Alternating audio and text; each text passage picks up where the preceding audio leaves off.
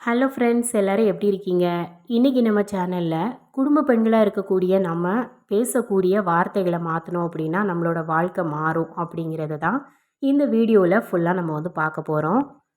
நீங்கள் நினைக்கலாம், நம்ம வந்து வார்த்தைகள் வந்து நான் வந்து நார்மலாக தான் பேசுகிறேன், ஆனால் நம்ம பேசக்கூடிய வார்த்தைகளை மாற்றணும் அப்படின்னா எப்படி நம்மளோட வாழ்க்கை மாறும் அப்படின்னு நீங்கள் சொல்கிறீங்கன்னு நினைக்கலாம். உங்களோட வாழ்க்கை ஒரு மாதிரி எம்டியாக வந்து இருக்குது.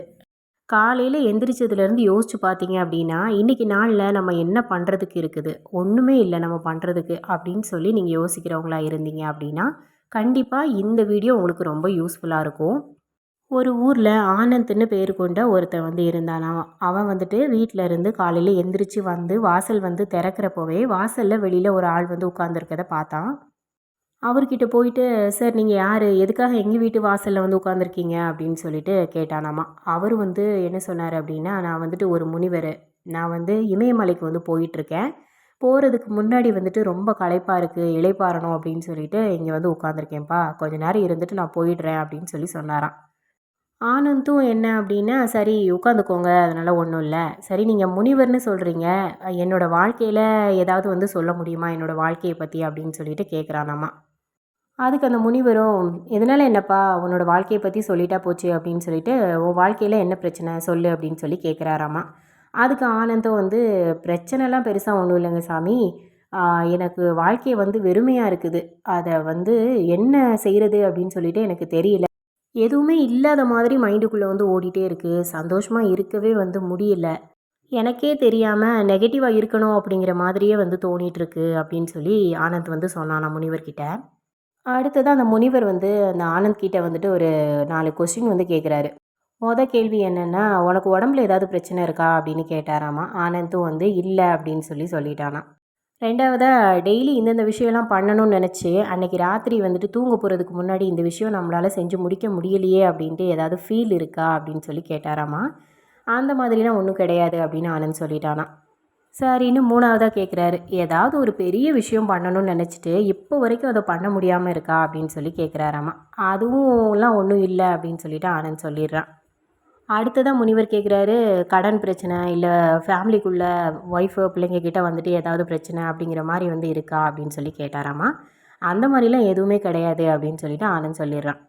அப்போது சரி, இது எதுவுமே உன் வாழ்க்கையில் பிரச்சனையாக இல்லை அப்படின்னா, அப்போ நீ எப்படி தான் இருக்க அப்படின்னு சொல்லி முனிவர் கேட்டாராமா. அதுக்கு ஆனந்த் சொன்ன பதில் என்ன அப்படின்னா, ம் ஏதோ இருக்கேன் அப்படின்னு பதில் சொன்னானாமா. அப்போது கரெக்டாக முனிவர் வந்து அந்த பாயிண்ட்டை வந்து கேட்ச் பண்ணிடுறாரு. நம்மள நிறைய பேர் கூட அப்படி தானே, எப்படி இருக்கேன்னு சொல்லி யாராவது கேட்டோம் அப்படின்னாலே, ஆ ஏதோ இருக்கேன் அப்படின்னு தான் பதில் வந்து சொல்லுவோம். நல்லா இருந்தாலும் கூட அந்த பதில் தான் வந்து சொல்லுவோம். சரி, இப்போ நம்ம முனிவர் கதைக்கு வருவோம். முனிவர் வந்து என்ன சொல்கிறாரு அப்படின்னா, "உனக்கு என்ன பிரச்சனை அப்படிங்கிறத வந்து நான் கண்டுபிடிச்சிட்டேன். நீ உனக்கு இருக்கக்கூடிய பிரச்சனை அப்படின்னு பார்த்தாலே, நீ பேசக்கூடிய வார்த்தை தான்" அப்படின்னு சொல்கிறாராம். பேசக்கூடிய வார்த்தையா? ஆனந்த் வந்து சொல்கிறான், "அப்படி என்ன நான் பேசுகிற வார்த்தையில் எனக்கு வந்து பிரச்சனை இருக்குது?" அப்படின்னு சொல்லி கேட்குறான். "நான் பேசக்கூடிய வார்த்தையினால் எனக்கு எப்படி பிரச்சனை வரும்?" அப்படின்னு சொல்லிட்டு ஆனந்த் வந்து கேட்டானா. அதுக்கு முனிவரும், "கண்டிப்பாக வரும். நீ சொன்ன பார்த்தியா வெறுமை உணர்வு. அந்த வெறுமை உணர்வு ஏன் வருது அப்படின்னா, நான் இப்போ கேட்ட கேள்வியில் எந்த பிரச்சனையும் உனக்கு வந்து இல்ல. ஆனா நீ சொன்ன பதில் வந்து பார்த்தோம் அப்படின்னா, ஏதோ இருக்கேன் அப்படிங்கிற மாரி தான் பதில் சொன்ன. நான் நல்லா தான் இருக்கேன் அப்படின்னு பதில் சொல்லணும்னு உனக்கு தோணலைல்ல" அப்படின்னு சொன்னாராம். ஆனந்தும் அதுக்கப்புறம் தான் வந்து அதை யோசிச்சு பார்க்குறான். ஆமா, எனக்கு எந்த பிரச்சனையுமே இல்ல. ஆனா நீங்க கேட்ட கேள்விக்கு நான் எதுக்கு அப்படி பதில் சொன்னேன் அப்படின்னு சொல்லிட்டு யோசிச்சு பார்க்குறானாமா. ஆனா அது ஏன்னு தெரியல. நான் வந்து யார் கேட்டாலுமே இந்த மாதிரி தான் வந்து பதில் சொல்லிட்டுருக்கேன். ஆனா அது எதுக்காக அப்படின்னு சொல்லிட்டு எனக்கு தெரியல அப்படின்னு சொல்லி ஆனந்த் சொன்னானாமா. அதுக்கு முனிவர் சொல்றாரு, "உனக்கே தெரியாம நெகட்டிவான வார்த்தையில நீ பதில் சொல்றப்ப, உன் வாழ்க்கை இப்படி தான் இருக்குன்னு நீயே நெனச்சுக்கிற. சரி சாமி, இத நான் எப்படி வந்து மாத்துறது?" அப்படின்னு சொல்லி ஆனந்த் கேட்டிருக்கான். இப்போ முனிவர் வந்து ஆனந்த் கிட்ட ஒரு சேலஞ்ச் வந்து குடுக்குறாரு. அதாவது, ஒரு 21 நாளைக்கு நீ வந்துட்டு உன்கிட்ட யார் பேசினாலும் சரி, உன்கிட்ட வந்து எது சொன்னாலும் சரி, உன்கிட்ட எந்த கேள்வி கேட்டாலும் சரி, 21 நாளைக்கு நீ வந்து அவங்கக்கிட்ட நெகட்டிவா பேசவே கூடாது. அது எப்படிப்பட்ட விஷயமா இருந்தாலும் சரி, நீ நெகட்டிவா பேசக்கூடாது அப்படின்னு சொன்னாராம். அதுக்கு ஆனந்தும் வந்து, "அது எப்படி சாமி முடியும்? நெகட்டிவா வந்து பேசக்கூடாது அப்படின்னா, ஒவ்வொரு டைமும் நான் யாராவது கேள்வி கேட்டாலோ, என்கிட்ட ஏதாவது சொன்னாலோ, நான் யோசிச்சா பதில் சொல்லிட்டு இருக்க முடியும்" அப்படின்னு சொல்லிட்டு ஆனந்த் வந்து கேட்டிருக்கான். அதுக்கு அந்த முனிவரும் வந்து, "ஆமா, கண்டிப்பா நீ யோசிச்சு தான் பதில் சொல்லணும். நீ வந்து எப்படி யோசிக்காம இதுவரைக்கும் வந்து நெகட்டிவா பதில் சொல்லி பழகுனியோ, அதனால தான் உனக்கு நெகட்டிவான தாட்ஸ் வந்து வந்துருச்சு. அதே மாதிரி நீ வந்து யோசிச்சு யோசிச்சு பாசிட்டிவாக சொல்ல பழகுன அப்படின்னா கண்டிப்பாக பாசிட்டிவான தாட்டும் உனக்கு வர ஆரம்பிச்சிரும் அப்படின்னு முனிவர் வந்து சொல்லியிருக்காரு. அதுக்கு ஆனந்தும் வந்து சரி அதெல்லாம் சரிதான் சாமி. இருந்தாலும் இந்த டாஸ்க்கை வந்து ஒரு நாள் என்னால் கம்ப்ளீட் பண்ண முடியுமான்னு கூட தெரியல. ஆனால் 21 நாள் வந்து தொடர்ந்து பண்ணணும்னு சொல்கிறீங்களே அது எப்படி என்னால் முடியும் அப்படின்னு சொல்லி வந்து கேட்டிருக்கான். அதுக்கு முனிவரும் வந்துட்டு நீ ஒரு நாள் வந்து செய்ய ட்ரை பண்ணு. கண்டிப்பாக உன்னால் வந்து முடியும். 21 நாள் எப்படியாவது வந்து யார் எப்படி கொஸ்டின் கேட்டாலும் யார் என்ன தான் உன்னை வந்துட்டு ஒரு விஷயம் பண்ண சொன்னாலும் பாசிட்டிவாக வந்து பேசி மட்டும் பழகு. கண்டிப்பாக அதை உன்னால் முடியும் அப்படின்னு சொல்லி முனிவர் வந்து சொன்னாராமா. அதே மாதிரி இன்னொரு விஷயத்தையும் சேர்த்து பண்ணு.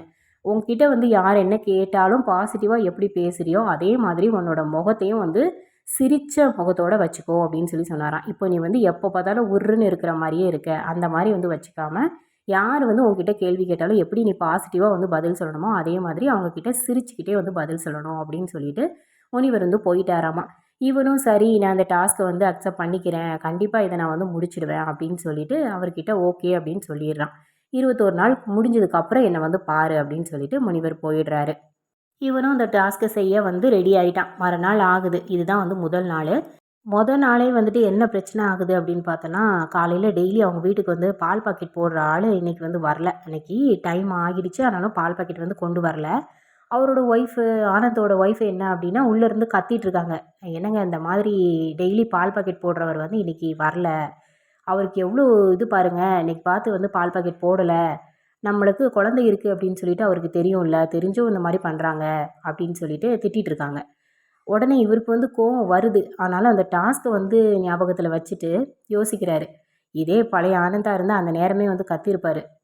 என்ன மனுஷன் இவங்களாம் அப்படின்னு சொல்லிட்டு ரொம்ப பிடிச்சி கத்தியிருப்பார். ஆனால் அந்த டாஸ்க்கை வந்து ஞாபகம் வச்சுட்டு இருந்துட்டு எதுவுமே வந்து பேசலை. அமைதியாக வந்து இருக்கார். அப்போது அவங்களோட ஒய்ஃபும் வந்து கேட்குறாங்க. என்ன நான் பேசிகிட்டே இருக்கேன் நீங்கள் பாட்டு அமைதியாக இருக்கீங்க. என்னன்னு சொல்லி கேட்க மாட்டீங்களா அப்படின்னு சொல்லி சொல்கிறாங்க. அதுக்கு ஆனந்த் வந்து என்ன சொல்கிறாரு அப்படின்னா, என்னம்மா நீ கொஞ்சம் கூட புரிஞ்சுக்காமல் பேசிகிட்டு இருக்க. இவ்வளோ நாள் நம்ம வீட்டுக்கு வந்து கரெக்டாக பால் பாக்கெட் வந்து போட்டுட்டு இருந்தாருல்ல. இன்றைக்கி அவருக்கு ஏதோ பிரச்சனை போல். அதனால தான் வந்து வந்து அவர் வரல. இவ்வளோ நாள் பார்த்தோம் அப்படின்னா காலங்காத்தாலே வந்துட்டு கரெக்ட் டைமுக்கெல்லாம் வந்து கொடுத்துருவாரு. எவ்வளோ மழை புயல் வெயில் எப்படி இருந்தாலும் சரி கரெக்டான டைமுக்கு வந்து கொடுத்துருவாரு. இன்றைக்கி ஒரு நாள் வரலாங்கிறதுக்காக நீ என்னென்ன பேச்செல்லாம் பேசுகிற. அவருக்கு சூழ்நிலை வந்து என்ன மாதிரியா இருக்கும் அப்படின்னு சொல்லிட்டு ஆனந்த் வந்து பாசிட்டிவாக பேசுகிறான். அவங்க ஒய்ஃபுக்கும் வந்து ஆச்சரியமாக இருக்குது. என்னடா இவர் இப்படி பேசுகிறாரு அப்படின்னு சொல்லிட்டு அந்நேரம் பார்த்து அந்த பால் பாக்கெட் போடுறவர் வந்து பின்னாடி வந்து நிற்கிறாரு. அந்த பால்காரருக்கு ரொம்பவே வந்து சந்தோஷம்.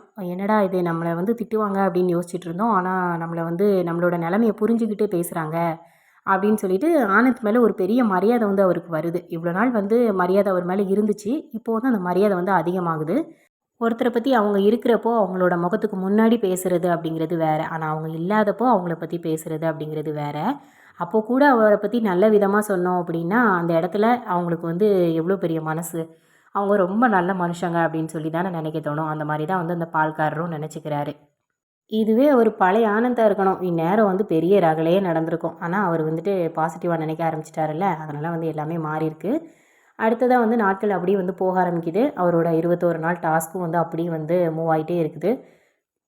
அதில் ஒரு நாள் வந்துட்டு கிரிக்கெட் மேட்ச் வந்து நடக்குது. அதை வந்து என்ன பண்ணுறாங்க அப்படின்னா, ஊர் மக்கள் எல்லாரும் சேர்ந்து ஒரு இடத்துல உட்காந்து பார்க்குறது வழக்கம். அதாவது ஒரு ஒரு ஒருத்தரோட கடையில் டிவி வந்து ஃபிக்ஸ் பண்ணி அதில் தான் வந்து பார்க்குறது வழக்கம்.